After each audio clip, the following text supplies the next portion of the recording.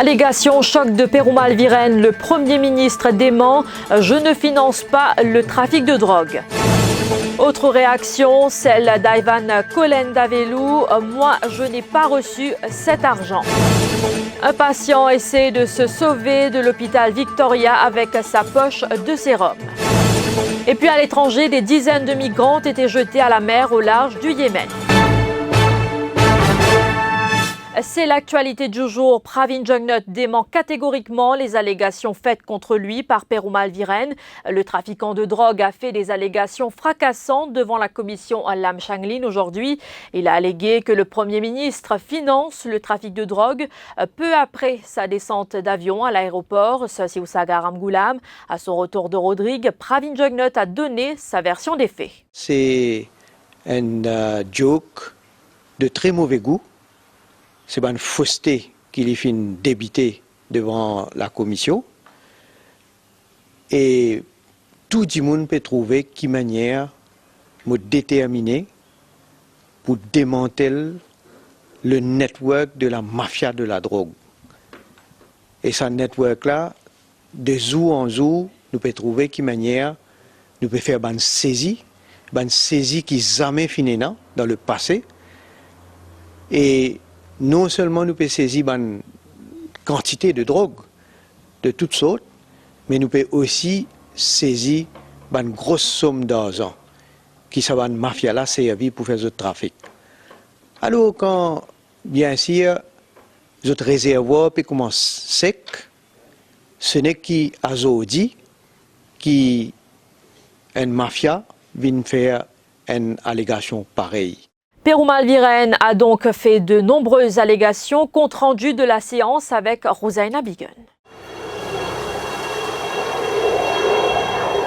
Il avait exprimé le souhait d'aider la commission d'enquête sur la drogue. Ce jeudi, Perumal Viren a fait un grand déballage devant Paul Lam Changlin et ses assesseurs.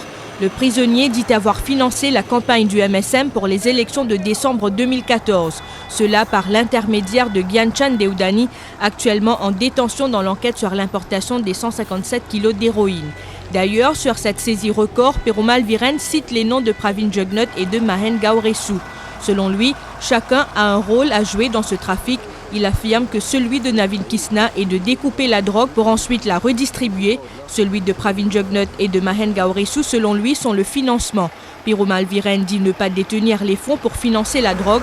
Lupekos Pauton a-t-il dit. Paul Lam Changlin n'a semble-t-il pas été convaincu par les allégations de Perumal Viren.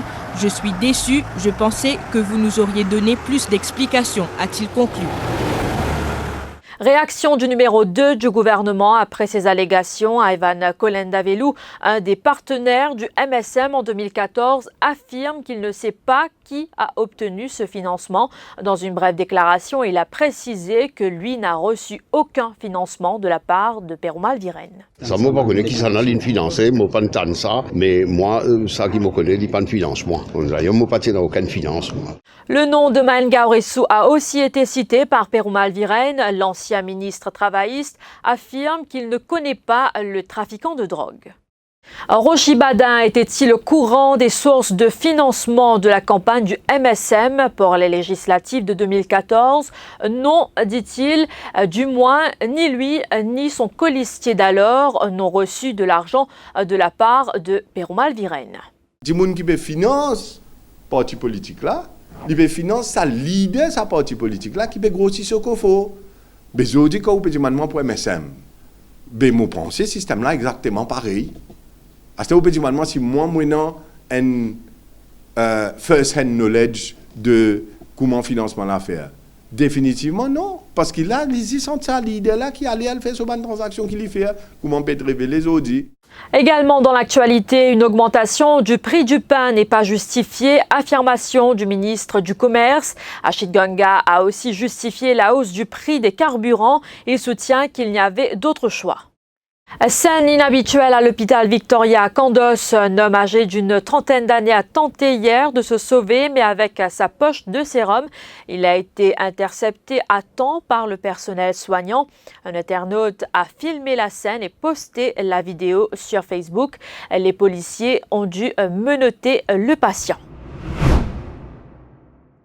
Et puis à l'étranger, près de 200 personnes seraient mortes noyées en 2 jours après avoir été jetées à la mer par leurs passeurs.